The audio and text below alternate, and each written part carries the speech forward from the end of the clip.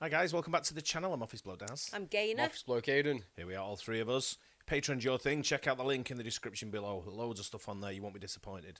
Starts at just $3 a month. Check it out. Cheers, guys. Yeah. When America Took Revenge. This is Yarn Hub. On what? One of I don't know, but this is one of my favourite. This is one of my favourite channels to watch at the moment. Yeah, it's just like watching a movie. Yeah, I know. It's very well put together, isn't it? Yeah, The animation and everything that goes with it, commentary over it. But this is When America Took Revenge. Don't know what from. Well, we'll find out. I guess we'll find out. Let's go. It's April the 18th, 1943, and a squadron of P-38s races low over the waves of the Pacific. In the formation, First Lieutenant Rex Barber struggles under the oppressive heat of the cockpit, but he soldiers on, aware that they're on the hunt for the highest profile target of their careers, Admiral Isoroku Yamamoto, the man who orchestrated Pearl Harbor, who flaunted that he'll negotiate peace at the White House. The American squadron presses on, the shore of Bougainville coming into view. Rex Barber scans the skies. Intelligence had been very specific. 1 Betty bomber and 2 flights of 3 Zeros, right here, right at this time. Their plan is simple and calculated. 12 Lightnings are going to climb high and cover them from above, while remaining P-38s, a 4-man killer group, will focus entirely on the bomber with the target. They almost reach Bougainville when You imagine how much goes through your passion, how much adrenaline, how much passion you get when you're out to get someone who's done something to your country. You know what I mean? It's like when you see when Osama bin Laden was murdered, or got well, not murdered, but when he got killed, when he got finished off, when he that was found a cool in Pakistan. story to hear. But when you were that, everyone was. We seen it, didn't we, at the baseball game? Was it the Phillies and the Mets were playing? Yeah. And all the crowd started getting up for it as well. But can you imagine being the guy who's going to do it? Yeah. Who's going to carry out that operation? You must be buzzing. You must have like adrenaline buzzing through you. Just the thought of like the aftermath as well, like what everyone will think of you if you get it done. Yeah. I know. when the radio signal comes in. Bogies, 11 o'clock high. As if on cue, an enemy formation emerges between the clouds. 6 Zeros, however, not 1, but 2 Betty bombers. American pilots are taken aback. Their plan is falling apart. Which one of them is Yamamoto's? We'll have to take them both. Roger. The formation slams their throttles to full, charging into battle. All around Barber, 12 of his squadmates climb rapidly into the sky, taking position as top cover and leaving the 4 chosen to perform the daring charge. But there's more problems. First Lieutenant Besby Holmes' drop tanks aren't coming off. Barber is nervous to see Holmes dive out of formation, picking up speed to shake off the tanks. Wingman Raymond Hine quickly follows to protect him, cutting the killer's flight numbers in half. Their chances are worse than ever. They have double the targets and half the fighters. Yamamoto is right in front of them. Hal would freeze over before the American pilots let him go. Yamamoto is on his way to visit one of their forward operating airfields around Bougainville with 8 of his officers, and among them is his second-in-command, Loyal Chief of Staff Matomi Ugaki. Ugaki is dozing off in his seat when unexpectedly one of their Zero escorts races past and slows right in front of his Betty's nose, shaking his wings. Confused, Ugaki takes a closer look and realizes the pilot is waving his hand, frenetically pointing at something. Then suddenly, the radio operator shouts for the pilot to dive, and the Betty breaks into an abrupt, evasive maneuver. The officers all hang on for dear life as the Japanese bomber plunges into a desperate dive. Ugaki is trying and failing to spot Yamamoto's aircraft. Outside, 3 Zeros dive for the pair of incoming P-38s. Desperate to stop the attack, Lamphere breaks formation, climbing to attack the Japanese fighters head-on and leaving Barber to charge in alone. Lamphere opens fire and the Zeros respond in kind, with tracers crisscrossing in the sky. Lamphere's unfazed as low-caliber guns strike him in the wings, the sounds reverberating through the fuselage like hail. He holds the trigger down, unleashing his weapons until the Zeros are forced to pull off from the collision course. Barber, though, carries on, leaving the melee behind. Before him, the two Bettys separate in opposite directions. He picks one at random and gives chase. But he's not alone. Suddenly, a tracer streaks past just in front of his cockpit. A Zero from Lanfear's fight has chased him down and is firing in from above. The tracers continue to zip past his windshield. He fights the urge to pull away and aims his sights square on the bomber. Barber pulls the trigger and unleashes a hail of 50 caliber and 20mm fire. The shells rip through the enemy aircraft, parts fall away from the engine cowling, and a plume of oil pours out of the machine.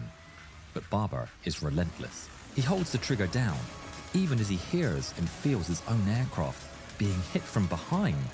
He'll have to take this bomber, even if it's the last thing he ever does. But then, the Zero hounding him roars past, giving him a few vital moments of reprieve. Barber takes a better aim and continues dismantling the bomber, tearing it apart as he chases it all the way down to treetop height. Then, suddenly, the bomber pulls up out of control and rolls in the air. Barber immediately dodges, barely missing the bomber's wing as it tumbles out of control and crashes into a tree below, exploding into a massive fireball. Barber looks back over his shoulder to see a column of black smoke rising from the green. It's down. What's next? He sets off for the next one. But 3 more Zeros intercept him from above. They open fire and Barber dodges, diving away for speed as he listens to the enemy bullets striking the wings and tail, the crackle of impacts echoing through the fuselage. Barber skims the treetops, dodging left and right in a desperate fight for survival. The 3 enemies are refusing to ease up. But just as things get dire, he spots the 2 P-38s of Holmes and Hine up ahead. There's hope. He flies towards them, praying for them to see him. To his luck, his prayers are answered. The pair of lightnings turn straight towards him, charging in to the rescue. But muzzle flashes shine on their noses. His heart sinks. Time slows to a crawl as the friendly tracers barrel down straight towards him. He holds his aircraft steady, and the shells streak by all around him. He's surrounded by lead. Shots allied an enemy enveloping his machine. The lightnings come closer and closer, guns blazing, until they roar past overhead, and suddenly the skies fall to an abrupt calm. Barber looks back, shaken. All the aircraft are gone. The P-38s are speeding off, and the Zeros have been scattered by the 2 lightnings' daring attack. He takes a deep breath and sets off for the last Betty. Not giving up, is Holmes and Hine turn back around after saving Barber's tail. The shot had been risky, but it had worked, and now they chase after the last remaining bomber. Holmes hunts it down as it tries to escape, skimming the waves out to sea. Holmes opens fire, dumping as much ammunition as he can into the massive target.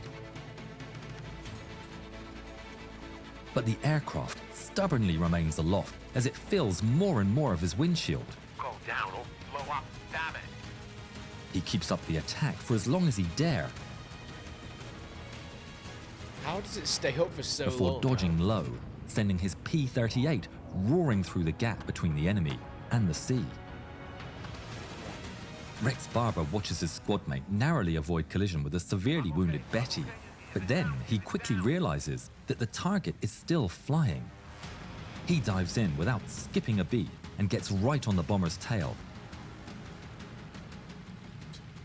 and pulls the trigger.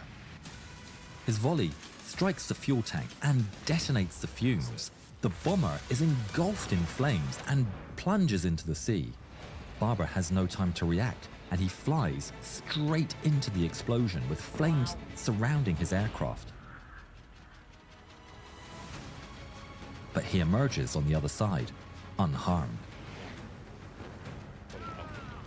Imagine if you got He proper can't celebrate footage of just that. yet. Right ahead, he sees Holmes and Hine tangling with a pair of Zeros. Hine's P-38 is littered with lead and dives away with heavy damage, while one of the Zeros is taken out by Holmes. Barber crashes into the fight, catching the last Zero unaware and gunning him out of the sky. How's your subscribe level? Very low. How was out here? If everyone subscribed, then that would be the mission accomplished. Then, finally, the squadron leader comes through on the radio. Everyone, get your ass home. But while a jubilant squadron returns to base, a figure emerges from the sea, surrounded by the flaming wreck of his aircraft. It's Matomi Ugaki, badly injured, but alive. The pilot also miraculously survived, and together, the two men both swam back to shore, clinging on to a piece of debris. Wow. A third survivor would also be picked up by flying boat after the accident, becoming the only 3 crew from the bombers to return home. Yamamoto had been in the first bomber. He was killed by Barber's gunfire before the aircraft even crashed. His body was found, and he was buried. His loss inflicted a heavy emotional wound for the Japanese. The widely respected admiral was mourned across the nation. He was given a full state funeral with the highest of honors, which crowds gathered to attend. Very few were affected harder than Ugaki, who never forgave himself for surviving the attack. He would write about the events in his diary, recalling, "Tracers flashed by our wings and the pilot frantically maneuvered to evade. I waited impatiently for the airplane to return to horizontal position so that I could observe the Admiral's bomber. Although I hoped for the best, I knew only too well what the fate of the airplane would be."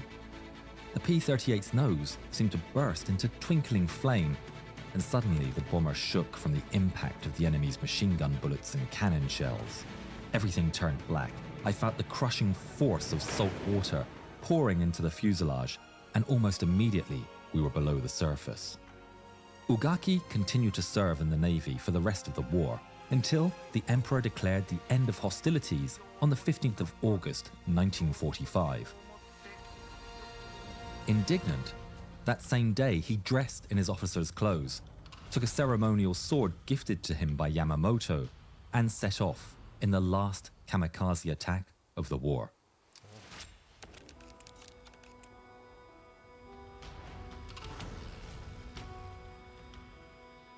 On the American side, the death of Yamamoto was received with great fanfare, but not all was celebration.